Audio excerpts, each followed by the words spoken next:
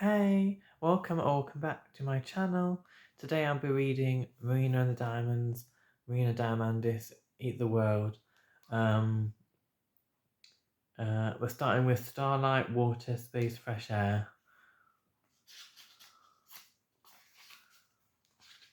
I can't live where I'm from, it hurts too much. So I put my hand up and volunteer to be an eternal sapling, ready to be transplanted at a moment's notice into a pot of warm soil, hoping that this time my roots will grow, that I'll be nourished by starlight, water, space, fresh air that wasn't polluted at the source.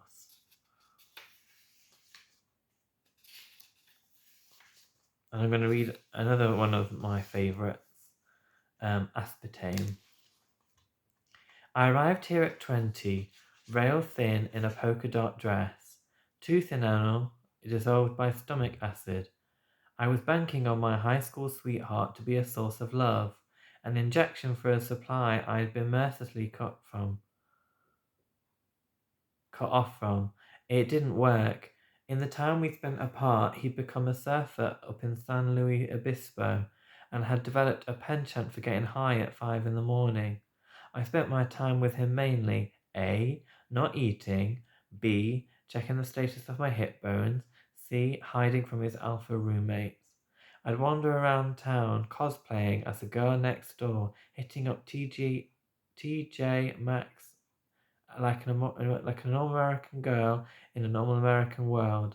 Far from a singing career, close to failure, I was the bulimic college dropout with no family. Except there was family. My mum, who I called in desperation to book my plane ticket home. Things went sour fast, and my high school sweetheart turned to aspartame dust. I took the train to Hollywood, like a cliche, and rode the Amtrak like I was in the lap of luxury. Relieved to have escaped the tension of a reunion gone bad, Hollywood Boulevard smelled like the apocalypse, and the pale winter light added to my feeling of dissociation, of not being real anymore, of life being a numb game. I could have died and not felt anything. I spent my days visiting emo stores on Melrose, dodging drug addicts on trains, and shopping at Forever 21. On my last night, I caught my reflection, a silver light bouncing off ribs protruding crudely from my back. It was then I realized the jig was up. My plan to be thin hadn't worked. I didn't make him love me. Years later, we met again at the Roosevelt Hotel, two old friends sharing the same soul connection we'd had in high school. He told me when he'd seen the Hollywood video, he'd felt sick because I'd achieved my dreams, because I wasn't a lunatic. And somehow it healed a forgotten part of me. He was the only one I'd ever told about my dreams.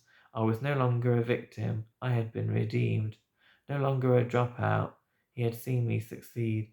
And finally, I wasn't who I was at 17 anymore.